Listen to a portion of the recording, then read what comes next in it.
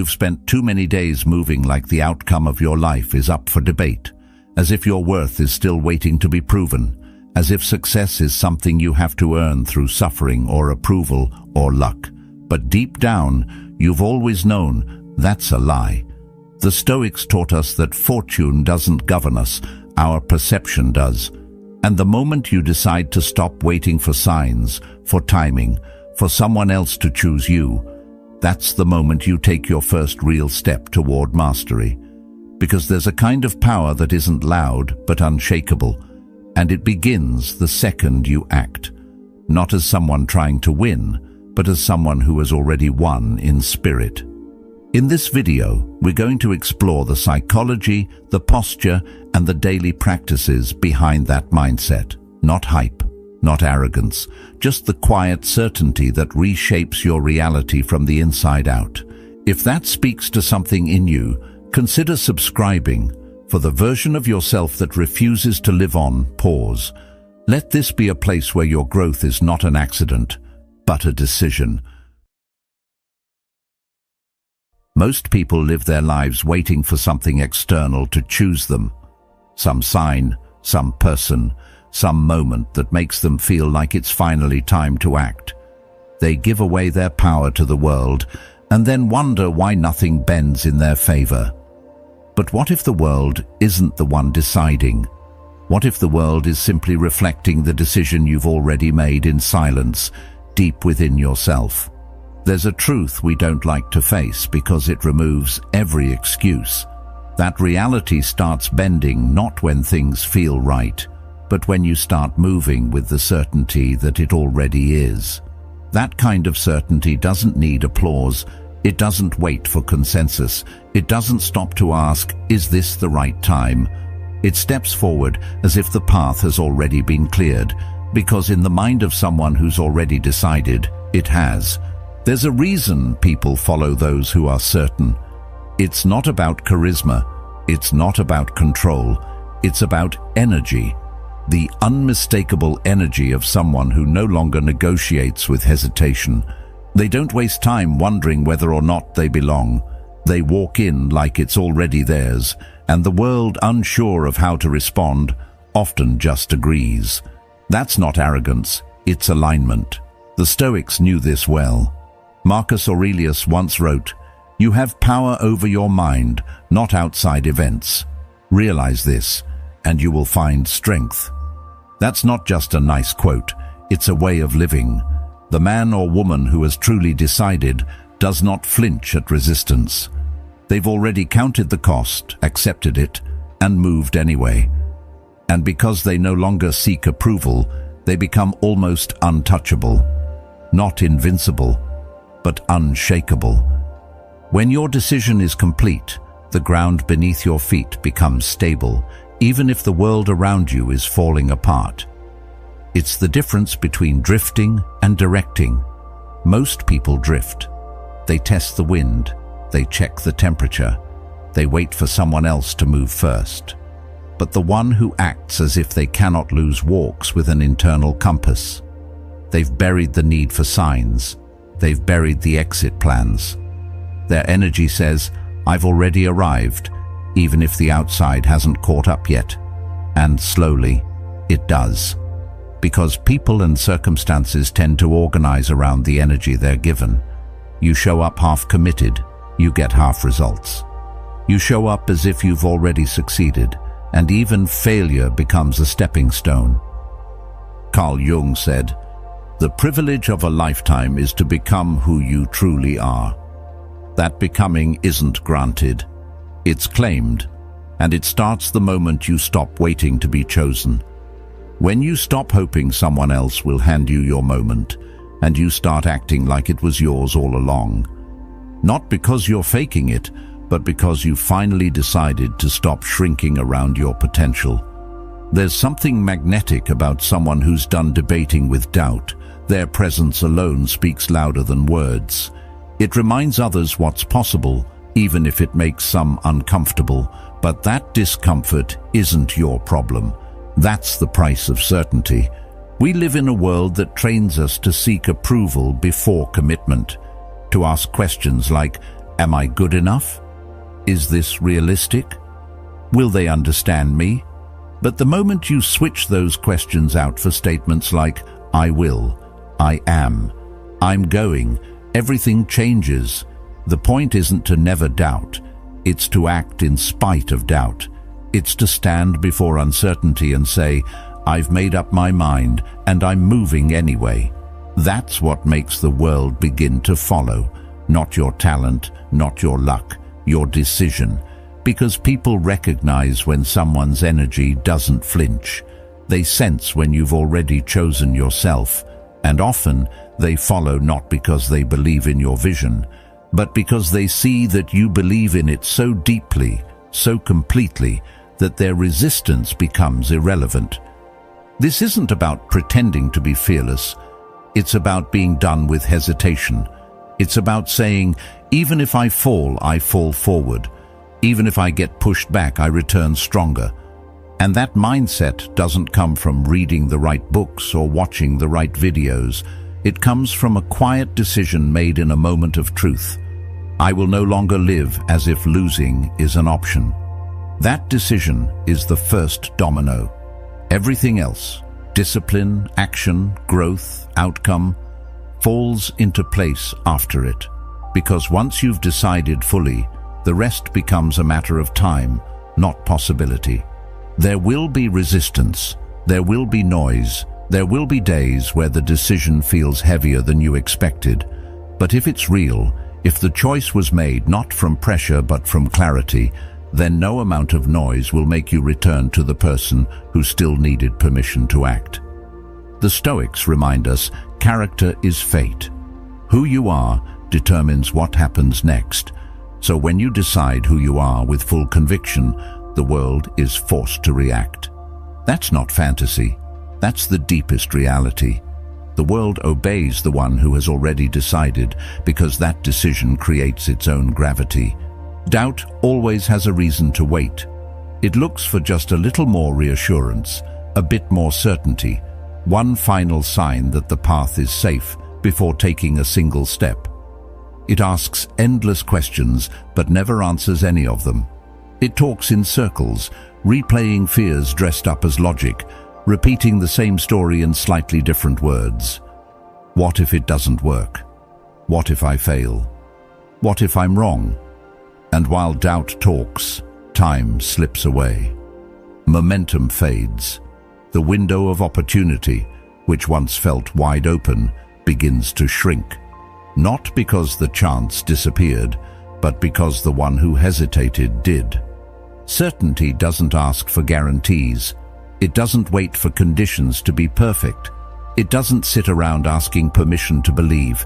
It just moves, even when it's hard, even when there are risks, even when the outcome isn't fully visible.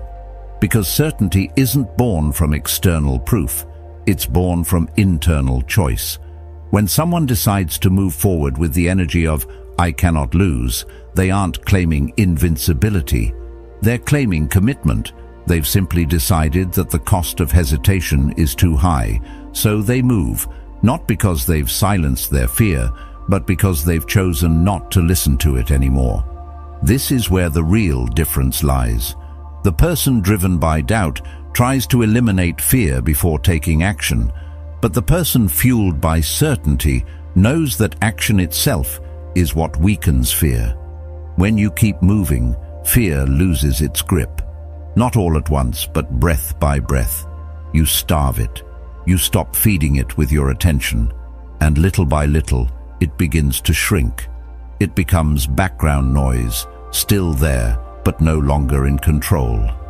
Seneca once said, "We suffer more in imagination than in reality." And he was right, because what we imagine going wrong often becomes more painful than anything that ever actually happens. Most of our failures don't come from events, they come from inaction, from never stepping forward in the first place. You don't need to be fearless to move with power. You just need to stop waiting for the fear to go away. Because the more you wait, the stronger it becomes. The longer you delay, the more you teach your mind to associate risk with retreat. And soon, retreat becomes a habit. But certainty teaches a different pattern. It says, "This may not go exactly how I planned, but I will learn. I will adjust. I will not stop." That's not recklessness. That's wisdom paired with will. It's the understanding that clarity often follows action, not the other way around. Carl Jung wrote, "What you resist persists." And when you resist action, when you stall under the weight of indecision, you give power to the very thing you're trying to avoid. You make the fear larger by treating it as a threat instead of an illusion. Because fear often isn't the enemy, it's the echo of a belief that hasn't been challenged yet, and you challenge it by acting, by doing the thing your fear says you can't do. You don't wait for the fear to go away, you walk through it, and on the other side you find something stronger, evidence. Evidence that you survived, that you learned, that you grew, and that you were capable all along. When you act as if you cannot lose, you move from the center of your own decision, not from the edges of other people's opinions or your own worst-case scenarios. You don't try to prove anything to the world. You prove something to yourself, that you are someone who keeps moving, someone who can walk forward in uncertainty and still build clarity with each step, someone who does not need to know how the entire road ends in order to take the next turn. It's not about being reckless. It's about refusing to freeze. Doubt paralyzes. Certainty unlocks. Doubt shrinks your world until it's nothing but a list of reasons not to try. But certainty expands it. It opens new doors, not because they were hidden, but because you were too afraid to knock. And now you do. You knock. You push forward. And when you do, you realize something powerful. Progress doesn't come from perfect plans. It comes from consistent courage. This is the heartbeat of action, not absence of fear, but presence of purpose. The kind of purpose that says, even if I fail, I'll rise. Even if I fall short, I'll move again. That's what separates those who reach their aim from those who only imagine it. The ones who move, despite the fear, despite the doubt, despite the uncertainty, are the ones who grow. Because they've stopped negotiating with hesitation. They've stopped waiting for the outside world to confirm what they've already decided on the inside. So if you've been waiting for the right time, this is it. Not because conditions are perfect, but because your certainty doesn't need them to be. Doubt will keep asking for more proof, more time, more security. But you already know where that path leads, to more of the same. But certainty, it leads to movement. And movement is the only thing that changes anything. When you carry the energy of someone who cannot lose, you don't wait for the path to clear. You walk forward and you clear it yourself, one step at a time. Before anything becomes real, it must first become imagined. The mind does not chase what it cannot see, and this is where most people quietly lose before they ever begin. They haven't built the picture. They haven't created the blueprint. They say they want change, growth, success, freedom. But ask them what it looks like, and their words begin to drift. Their vision is vague, unfocused, an idea without weight. And the subconscious, which builds quietly in the background of your life, doesn't respond to fog. It responds to form. Before a bridge is built, it is drawn. Before a book is written, it is outlined. Before a life is transformed, a clear image must take root, not one of hope, but of certainty, and that image must become more familiar than the life you're currently living. When you act as if you cannot lose, you're not pretending. You're aligning yourself with a picture so deeply embedded in your psyche that it begins to pull you forward like gravity. You don't have to force it, you simply begin to live inside it. Every movement, every choice, every reaction starts echoing that inner world, even before the outer world reflects it. This is how the future is built, by walking in it before anyone else sees it. Not by waiting, but by deciding to see with clarity what has not yet taken form. And clarity is not born by chance. It is built through repetition, through detail, through emotional engagement. The question isn't, do you want it? The question is, can you describe it? Can you see it when your eyes are closed, in color, in motion, in depth? Can you feel it in your chest, as if it's already yours? Because if you can't, the mind will keep drifting back to what's familiar. And what's familiar is what's current. Your current problems, your current limitations, your current past. So unless you create something stronger, more vivid, more practiced, your present reality will keep pulling you back.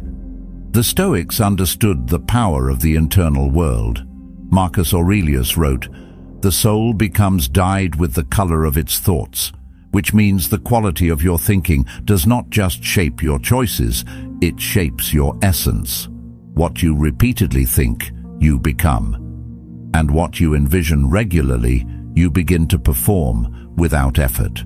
It seeps into your posture, your speech, your decisions. That's not just psychology, that's law. Mental rehearsal changes your neurological wiring. Visualization, when done with emotion, imprints a new standard into the body. And once that standard is accepted, the mind begins filtering out anything that contradicts it. So instead of asking whether your dream is realistic, start by asking if it's real enough in your own mind. Is it sharp enough that your subconscious can begin moving toward it? Is it grounded enough that your decisions start to align without needing constant motivation? Because motivation fades, pictures remain, and if you want to act as someone who cannot lose, you must build a vision you're unwilling to betray. That's what makes your habits change. Not guilt, not pressure, but loyalty to the person you've already become in your mind. Carl Jung once said, "Your vision will become clear only when you can look into your own heart. Who looks outside dreams, who looks inside awakens." That kind of awakening isn't dramatic. It's quiet. It's a shift in focus, from waiting for the world to show you what's possible, to showing the world what you've already decided is yours. It's waking up and reviewing the image again, feeling it again, strengthening its colors again, until it no longer feels like imagination. It feels like memory.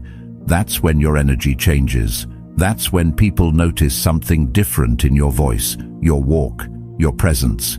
They may not understand it, but they'll feel it. And the most powerful part? You don't need them to see it. You only need to see it clearly enough that you can hold it, even when no one else does, even when nothing outside supports it yet. Because reality is often slow to reflect the mind's new truth. But it always catches up, slowly, subtly, then all at once. And when it does, it never feels like a surprise. It feels like recognition, like something you've known was coming. You can't outperform your own mental image, but you can redraw it, refine it, revisit it. Make it detailed enough that the universe has no choice but to fill in the outline. That's the discipline. Not just thinking positively, not just hoping, but building an internal world so rich in clarity and emotion that it becomes the foundation of your identity. Because once your identity changes, everything else follows. The choices, the people, the opportunities, all begin aligning with the image you've already committed to living. So if you're still unsure where to begin, start here. One image, one sentence, one feeling. Create the clearest, most detailed vision of who you are becoming. Speak it, write it, feel it, and let it grow stronger than your past. That image is not just a dream, it's the seed of your becoming. Nurture it, protect it, and act in alignment with it, even when the world hasn't caught up. Because it will. It always does. The way you speak is the way you build. Every sentence you say, especially when you're alone, is a quiet instruction to your subconscious. And your subconscious is always listening. It doesn't care whether you're being cautious or confident. It only hears the rhythm of your words, and begins laying bricks accordingly. That's why language is never neutral. It either creates movement or introduces resistance. Every time you say, "If this works," you unknowingly tell yourself that failure is not only possible, but likely. You open a door you never needed to open. Doubt doesn't need much space to grow. One crack in your language is often enough. But when you say, "It is working," something entirely different happens. You shift from wish to certainty. Not because the outcome is already visible, but because your posture no longer depends on visibility. And that posture, that energy behind your words, is everything. When you speak from belief instead of fear, you activate the part of your mind that begins solving, building, and adapting, not waiting, not hesitating, not holding back. This is why your voice becomes your first act of creation. It is not just sound, it is a signal, a declaration of what kind of reality you are aligning yourself with. Too many people speak as if their dreams are distant possibilities. They use soft, fragile words that barely carry weight. "I hope this turns out okay. I'll try. Maybe if things go right." And they believe they're being humble. But humility is not self-doubt. It's strength under control. And there is no strength in vague speech. It only confuses the mind. It muddies the water. The person who speaks with clarity, even in uncertainty, is already building what others are still trying to define. Their words lay down structure, their sentences become scaffolding, their language sets the tone not just for their mindset, but for their results. This isn't about faking confidence, it's about aligning with what you've already committed to. When a builder sketches a plan, they don't keep asking, "What if the roof collapses?" They draw with the expectation that what's designed will be built. Your words are that sketch. If you hesitate while drawing, the structure never rises. But when you speak with clarity, the mind begins construction immediately. Epictetus once said, "First say to yourself what you would be, and then do what you have to do." He didn't say think about it, he said say it. Because speech isn't just a reflection of thought, it is a force that shapes thought. The person who acts as if they cannot lose begins by speaking as if loss were not even a question. This doesn't mean ignoring risk or reality. It means speaking from the outcome rather than the obstacle. It means choosing your words with the same precision you would use to design a bridge. Because if one part is off, the entire structure becomes unstable. Speak of your goal, not as something you're chasing, but as something you're constructing, not as an idea, but as a fact in motion. And when you do, you'll notice something strange begin to happen. Your emotions will start to follow. Your habits will start to shift. Your environment, little by little, will begin to reflect the words you've been using all along. Language is a kind of promise.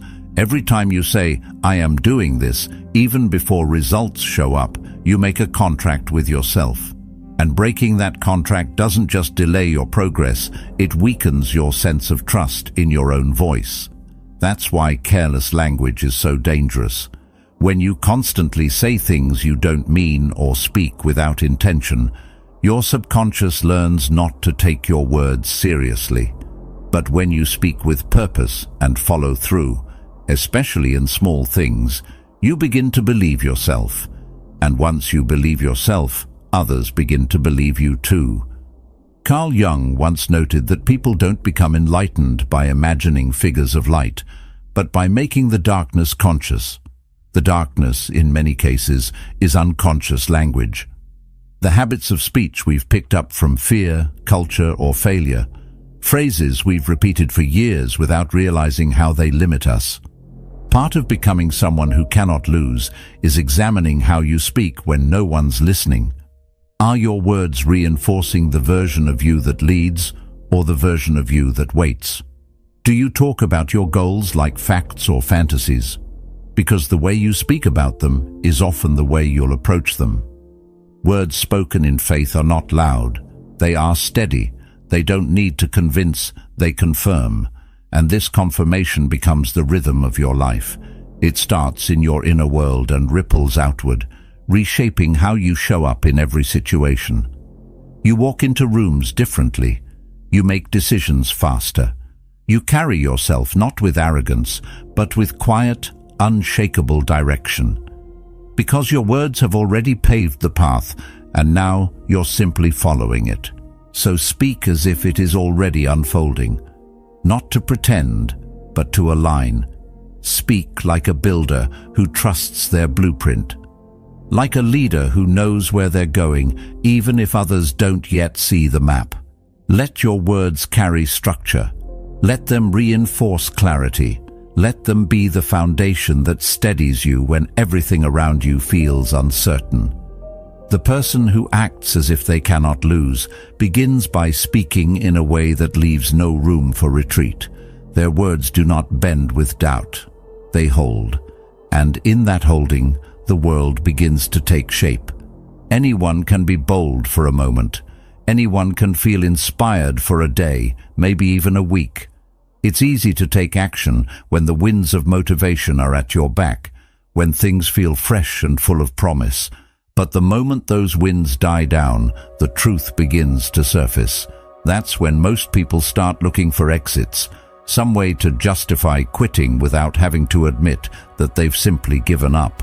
But the one who acts as if they cannot lose doesn't need the wind. They don't wait for conditions to be perfect. They move as if the outcome is already inevitable, and so they keep going even when there's no sign that it's working yet. Because for them, persistence isn't a mood, it's a muscle. When you've truly decided deeply with no room left for debate, persistence becomes the natural rhythm of your life. It's not forced. It's not something you have to talk yourself into each morning. It's automatic, because it's tied to something deeper than excitement or hype. It's tied to who you are now. Preference fades the moment it gets hard. But decision, real decision, is what shows up when it's dark, quiet, and the world isn't applauding. The Stoics called this discipline, not in the way most people use the word today, but as a kind of inner loyalty to your chosen path. It's the unspoken promise that says, I will not abandon myself, even when the world offers me every excuse to. Seneca once wrote, "It is not that we have a short time to live, but that we waste a lot of it." And one of the quietest ways we waste time is by constantly restarting. By jumping in and out of commitments, doubting ourselves at every small setback, and chasing new beginnings instead of finishing what we said we would.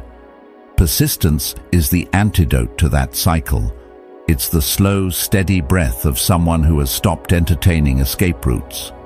The one who acts as if they cannot lose does not measure their progress by applause or results alone. They measure it by their refusal to retreat.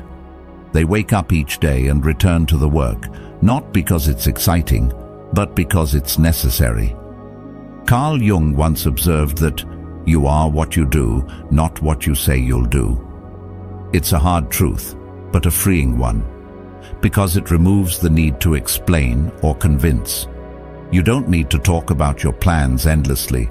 You just show up. You let your repetition speak for itself. Most people don't fail because they were wrong. They fail because they stopped too soon. They misread resistance as rejection, delay as denial. But delay isn't the universe saying no. It's often a test, a filter, a refinement process. Those who keep moving through it gain strength most others will never touch, because they weren't willing to last long enough to reach it.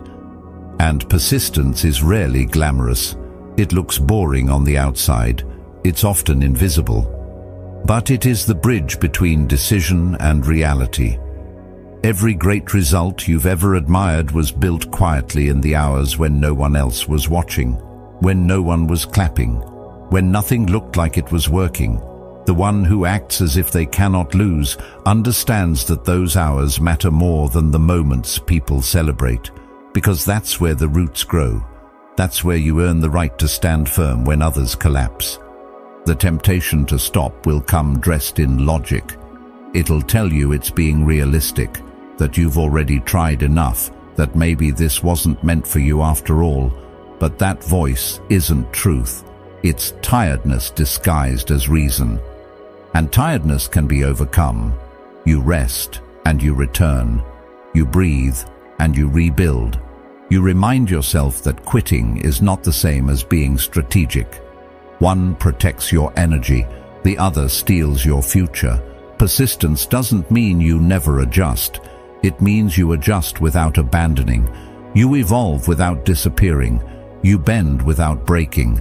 And each time you persist, you reinforce the truth that you're not someone who just starts. You're someone who finishes. That's where real confidence comes from.